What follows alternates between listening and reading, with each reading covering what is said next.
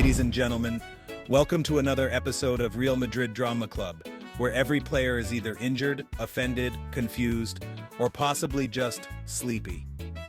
This week's spotlight, Rodrygo, the Brazilian baller who's either too sick to play, too sad to train, or just hiding from Real Madrid's tactics like they're a tax audit. Rumors, fevers, Instagram posts, and a manager who apparently doesn't know which leg hurts. It's like a Netflix thriller. But instead of a killer, we're all trying to find out, is Rodrygo actually okay? 1. The Vanishing Act. Rodrygo goes missing. Again.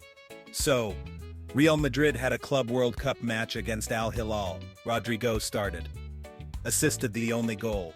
Looked decent. Great. But wait, that was his first appearance in nearly 2 months. His last game? He was subbed off at halftime in the Copa del Rey final. Since then, nothing but silence, fever excuses, and occasional ghost sightings around Valdebebas. Rodrygo disappeared from the squad like your gym membership goals in February. One day he's at training, the next day he's gone. No report, no update, just vibes and vague tweets. Real Madrid's injury reports are usually detailed. For Rodrygo, it's like he's under witness protection. At this rate, fans need a Where's Rodrygo coloring book. Page 1. Look behind the medical room. Madrid says he had a fever.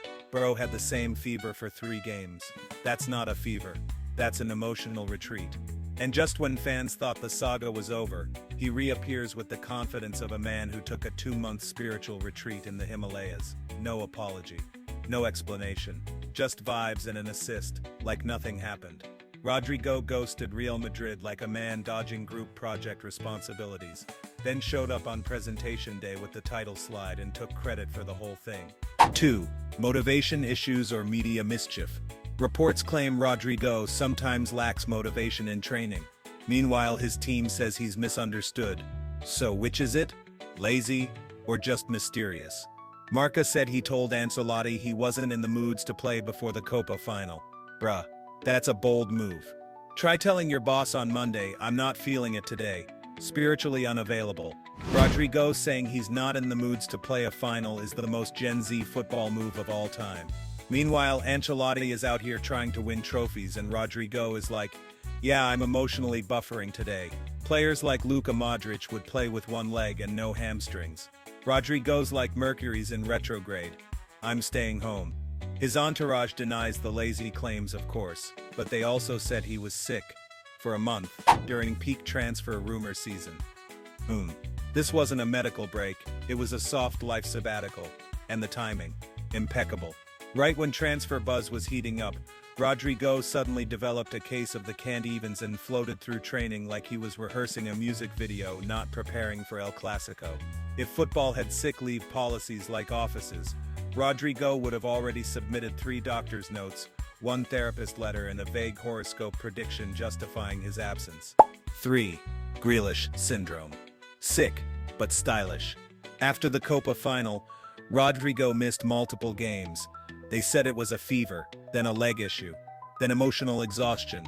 Even the club didn't issue a medical report, which is like Madrid saying, we gave up trying to explain it. One moment he's training.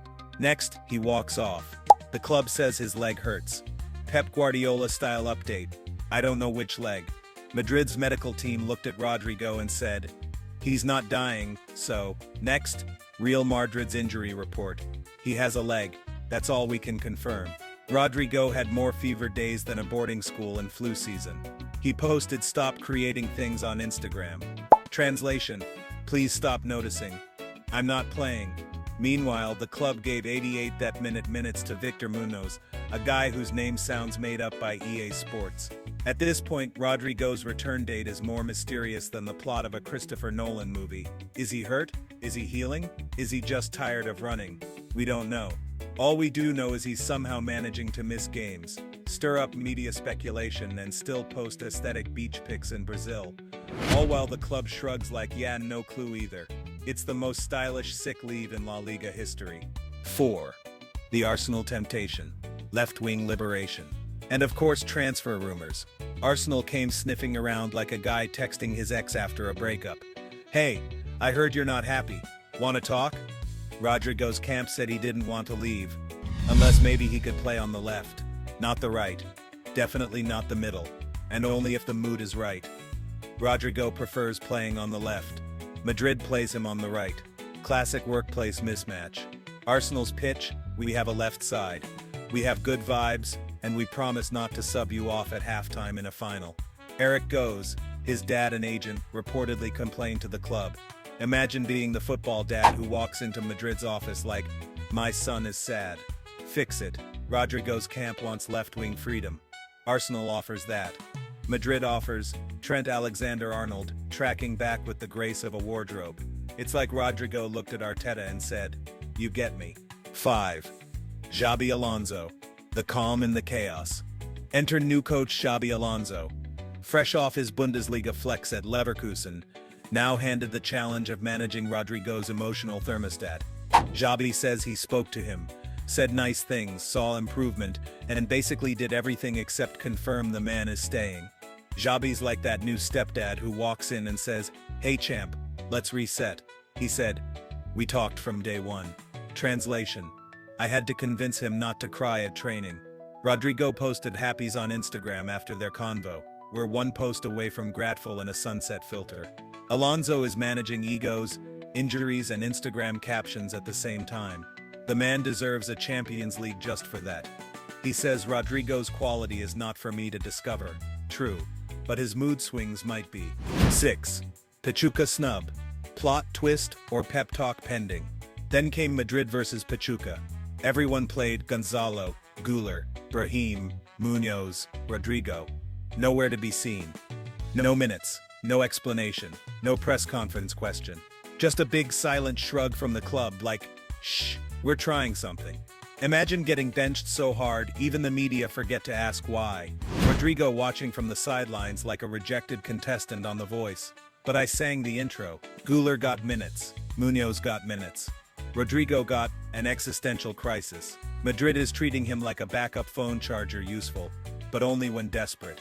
Alonso said nothing post-match, probably because he's tired of giving TED Talks on Rodrygo's emotions. At this point we need a Rodrygo docu-series. The fever, the feeling, and the transfer window. Closing thoughts. Will the real Rodrygo please stand up?